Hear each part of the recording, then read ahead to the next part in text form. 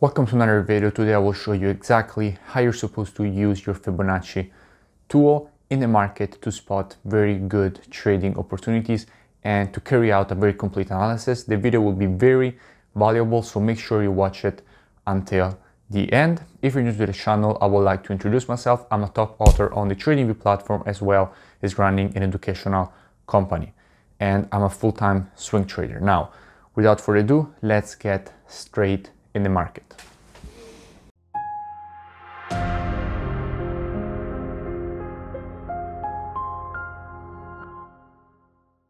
Okay, so I got a lot of requests for this video, so let's get straight into it.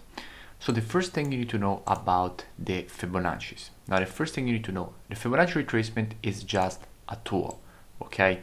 Now these are the settings that I use for my Fibonacci, the 3T2, the 50%, 61.8, 0.786, minus 27, minus 618. You can just take a screenshot. These are the settings that I use for my Fib, and the Fibonacci is just a simple tool, okay? It's not a strategy, it's just a simple tool that you can use to have more confluence. Now, what do I mean by have more confluence? Now, every time the market makes an impulse, no matter if it's to the upside or to the downside, okay? The market makes an impulse. At some point, the market is supposed to start a retracement. So, how do we evaluate which are the potential strong zones at which the market is supposed to stop this retracement and start the next impulse to the downside? That is how you use your Fibonacci. That is why you use your Fibonacci, to find the strong zones at which the market is supposed to stop and start the next impulse to the downside. Or the same thing for a push to the upside, the strong zones at which the market is supposed to stop before starting the next impulse to the upside, no matter if it's bullish or bearish. And also another thing that you must use your Fibonacci for is to understand, once the market starts the next impulse to the downside, where are the first strong zones for which the market can stop and start another retracement, because as you know, the market moves in waves. So basically what the Fibonacci's help you to do is to identify this sort of wave movement, where the market is supposed to stop here and where the market is supposed to basically start a new retracement, when the market is supposed to start a new impulse and when the market is supposed to start a new retracement. New impulse, new retracement, new impulse, new retracement. This is basically what you need to use your Fibonacci for. So how do you use it? Once you have an impulse to the downside, what you're supposed to do is just take your Fibonacci from the high to the low of the impulse, and at that point you will get several levels. The market could stop at the 3T2, it could stop, let's use boxes, the market could stop basically at the 3T2 retracement, the market could stop at the 50%, the market could stop at the 0.618, the market could stop at the 0.786. So how do I know when the market starts a retracement, on which one of these levels the market will actually start the new push to the downside? Because I know that the market is supposed to start a new push to the downside from one of these levels. So how do I know which one it is? And that is why you don't need to use the Fibonacci alone, okay? You need to use Fibonacci in confluence with structure.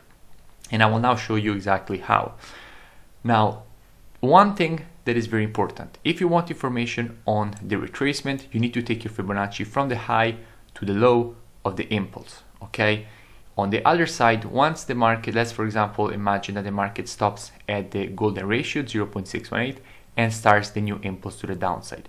Now, if you wanted information on this retracement, so the strong zones for this retracement, you take your Fibonacci on the impulse. But if you want information on the next impulse to the downside, you don't need to keep your Fibonacci like this, because you might think, okay, I simply have to keep my Fibonacci così, and I will basically have to keep my Fibonacci in this way, and I will have these two targets. But that is not correct, okay? That is not the most accurate way to do it. The most accurate way to do it, to identify the target zones, is when the market starts the next impulse to the downside, what you do basically, you move the high of your Fibonacci from here to the high of the retracement, okay? So you move your Fibonacci from the impulse to the retracement. And at this point, you will get the two target zones, the minus 27 or the minus 618. And basically the market is supposed to stop at one of these two levels and start another impulse. It's supposed to stop at one of these two levels and start another retracement. And at that point, what you will do, if you want information on this new retracement, you will move your Fibonacci to the low. And you will have again your strong areas. Now, if the market starts another impulse to the downside, how will you identify the target? You already know. You will move your Fibonacci on the retracement. And now that the market, for example, starts a new retracement, how do you move your Fibonacci? On the impulse. And that is how you identify the strong zones in the market. Now let's answer the question that we had basically asked ourselves at the beginning. So how do I know on which one of these strong numbers the market is supposed to stop and start a new impulse to the downside? How do we know at which one of these levels the market is supposed to stop? And I answered already partially to this question. I told you need to check the Fibonacci that is aligning better with structure. And let's take a clear example, okay? Let's, for example, take this impulse to the downside. So you clearly see that the market, this is the movement in the market. Let's track it. The market goes down, makes a push to the upside, makes a push to the downside. That will be more precise. The market goes down, makes a push to the upside, makes a push to the downside, starts the retracement. So as we have just said, you need to take your Fibonacci from the high to the low to find the strong zones. So let's say take our Fibonacci from the high to the low, okay, of the impulse. And at that point, we're getting several levels. As we know, we're getting the 382, we're getting the 50%, and we have the 61.8 as well as the 0.786. So how do we know at which one of these levels the market is supposed to stop before starting the next impulse to the downside? And that is why I said that you need to check at which one is lining up better with structure. Now in this particular case, when we said structure, we already tracked the movements in the market. The market went up, back down, creating a double bottom. So where is the structure? The structure is here, basically for the possibility to create this head and shoulders pattern.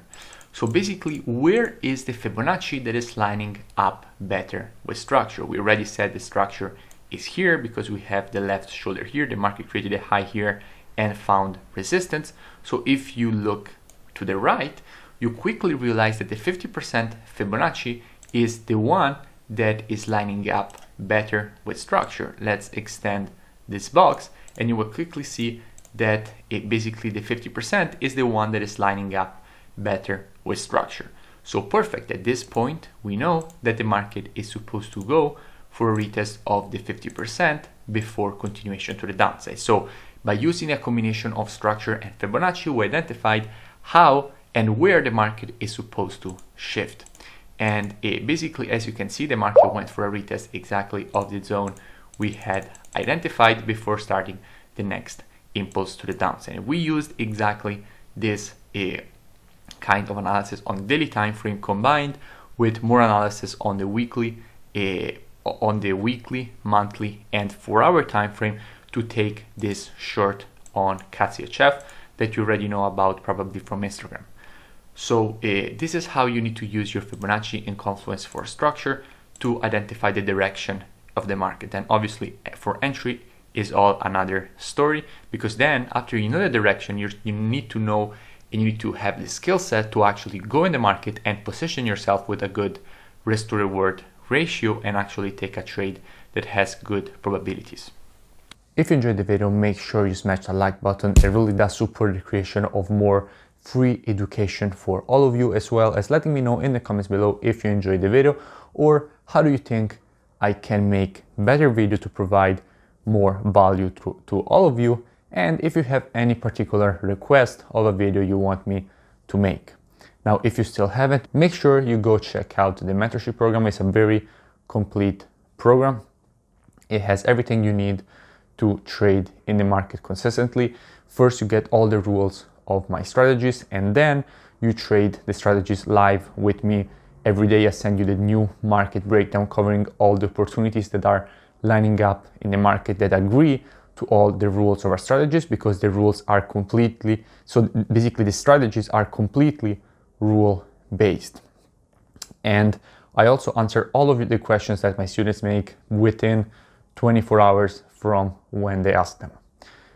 Without further ado, I will see you all in the next video.